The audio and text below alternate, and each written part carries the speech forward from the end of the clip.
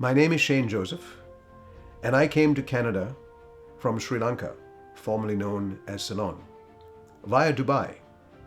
And I'd like to tell you about my journey here to Coburg.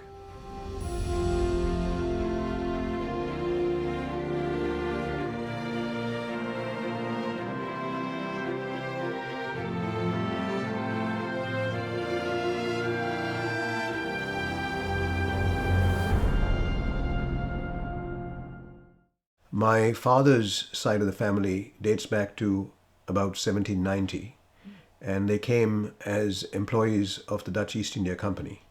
My mother's side is split. One half came in the 1830s as missionaries to help service the spiritual needs of the Dutch colonizers who were left behind under British rule.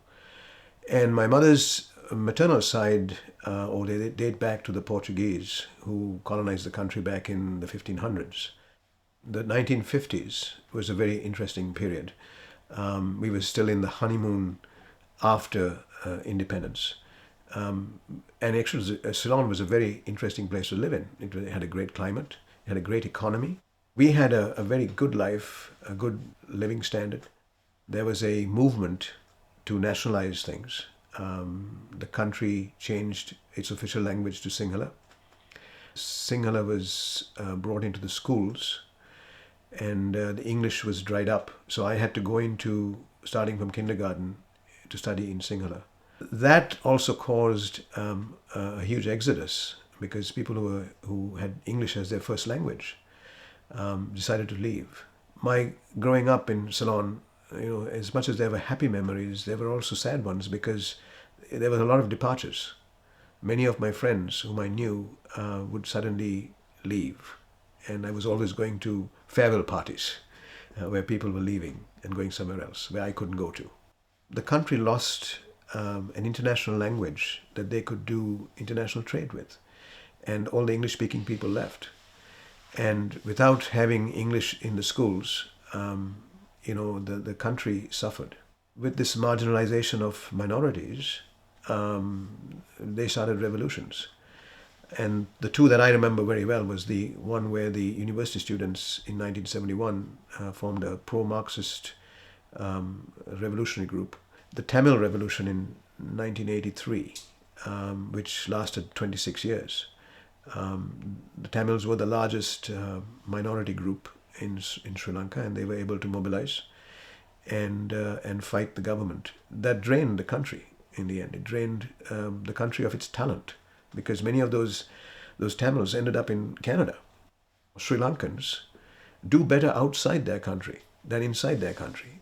And the country is still in a rather perilous state. They are officially bankrupt.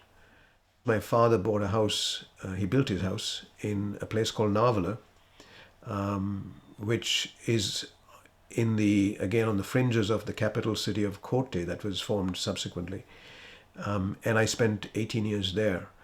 And that was basically my formative period. Narvala, it was a jungle. And I remember my mother and my father going to see the property, and we were walking through forests, and my mother was hot and bothered at the end, and she sat on a stump and said, where the heck have you bought this place? And he looked around himself at the trees and said, my dear, I think you're sitting on it. Nice place to live in. And in fact, it's one of the most expensive places to live in today because the parliament was set up close by, and it became an extremely desirable place to live. And I remember one particular memory which still haunts me today was I was in the forest, taking my usual beaten path to collect the eggs from the hatchery, and there was a break in the fence, and I'd never been through that fence before, and something suggested that I should go through it, and I went through that hole in the fence.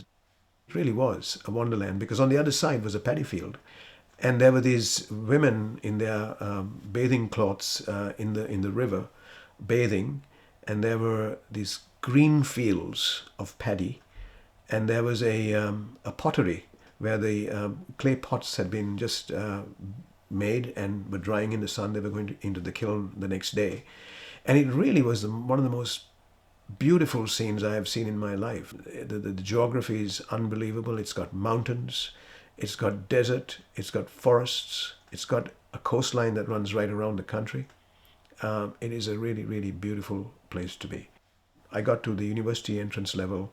They changed some rules to standardize the marks and promote students from the rural areas getting into universities over the ones from the city. And I, being from the city, I was disadvantaged. I had to import books from England and do an English honors degree in my own time while working and earning my income. And then I went to the Middle East after that as an expatriate to work in the airline business, which was quite big in Dubai at that time. Dubai was the kind of the crossroads between Asia and Europe. And when I was there, I did another degree in marketing. And these helped me when I applied to come to Canada, because the Canadian immigration system accepted those qualifications. Dubai was really a transit stop. It's a place you went to earn some money. It was tax-free. And you, at the time I lived there, you couldn't actually earn or buy property or become a local citizen. You were always an expatriate. So I knew I had to leave there and go somewhere. And then I happened to be in Sri Lanka for my grandmother's funeral, and I think it was my grandmother's spirit that probably guided me here. And I read a newspaper article that said Canada had opened its doors to immigrants from South Asia. And I thought, okay, I'll give it a shot. So I went to the Canadian Embassy and I filled up an application form, and that led to another application form. And before I knew what, in 6 months I had got passed. The first job I got was in the back room of a travel agency, stripping tickets and putting them in envelopes. I'd go out on the lunch hour. In those days there were no cell phones. I'd go into the telephone booth and like Superman, I would be sitting there with a telephone book calling people trying to get the next job. And so 3 months later I was managing a travel agency in a mall. Then I moved out of the travel area into technologies, and I really like technologies. Because technology is an evolving thing and it has changed our lives a lot. The internet certainly changed my job. I actually started a publishing house, which is a labor of love. I still have it, called Blue Denim Press, and I have published a lot of local authors, and that has also helped me to become part of the fabric of this community. So my jobs have always been, what was available, what could I do to survive. So there was something else I did, was to bring the rest of my family over to Canada, because I figured they would do well here as well. I had already taken my 2 brothers to Dubai. So I sponsored my distributed family, if you will, from various parts of the world. I had in-laws in the Philippines. I had my brothers in Dubai, my parents in Sri Lanka. And we all came to Canada over the 5-year period, and they all did well. They bought houses, they got jobs, they moved on and they paid their taxes. They raised children, most importantly, and they're all well qualified and holding good jobs. I met my wife, Sarah, who lives in Coburg. She's a lawyer and practices and has a law practice here. And so at the time I was a vice president for a large corporation working virtually. I had staff around the world, and I had projects running around the world, and I could move. It also gave me a chance to explore my writing and to be read by people in the town, to be known in the town as a writer. So a lot of those things came together here in Coburg, and it has been a wonderful 15 years. And if we are able to tell our stories, the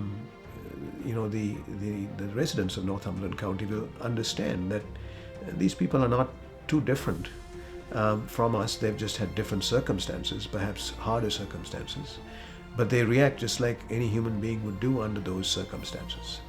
And that would create stronger bonds, I think, and a greater understanding of the world.